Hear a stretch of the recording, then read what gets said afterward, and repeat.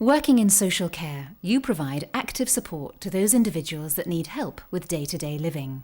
You treat them with respect and dignity and take into account their needs, wishes and preferences, enabling them to use their existing strengths and maximise their own potential. The scenes within this video are set within care home and domiciliary settings, but the learning points are applicable to all social care staff, regardless of setting. No 2 days are the same, as no two individuals' needs are exactly the same. Many things have a bearing on your working day, just like in your home life. Some of these things are foreseeable and others come as a surprise to you. Because of this, you find working within social care full of variety and greatly rewarding. But what happens when you come across something that doesn't seem quite right to you and causes you concern? Frank, what are you doing sitting there like that? You haven't been there since lunch. Surely that was hours ago. What happened? No time. Marrying in a hurry. Alice, you look very cold. It's 11 o'clock. Have you been like this all morning? Well, she said she'd come back. I got partly dressed and she said she'd come back and help me. But she hadn't been. Well, don't worry. I'll make sure this doesn't happen again. Who came to see you this morning? Now, what did you want to see me about? I'm worried about Mrs. Weston. I feel like she's not been turned enough in bed and it may develop into pressure sores later on. OK, leave it with me. I'll see that that's dealt with. Will you keep still and let me brush your hair? You look a right mess. Oh, leave me alone. Please don't hurt me. I'll do more than that if you don't shut up. That's what you'll get. Sometimes, how to respond to the situation appropriately may seem challenging. You may have concerns or a suspicion that something is wrong that needs to be raised, but are worried about speaking out. Belinda has just begun work at Greenside's care home. She's been sharing shifts with Anita, who has been a care worker for the last 10 years.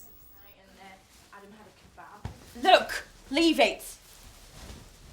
It's just so pissed. I've told you already. No, you can't. You stay there. I'll get it when I'm ready. What if I do report it to my manager? How will she take it? Anita's my mentor. What will everyone else think? In this video, we take a look at your responsibility to report concerns, how to go about doing this, and the support available to you when concerns arise.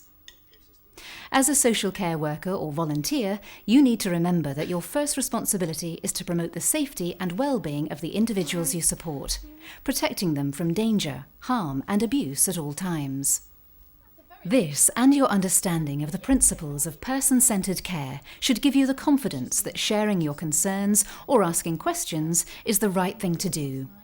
It will also help you think about the best way to do this.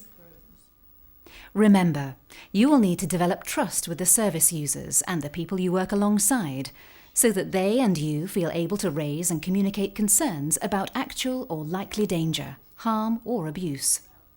Can I tell you something? Of course. I much prefer you to that other one, Marianne. She never really has much time for me, and she treats me like a child.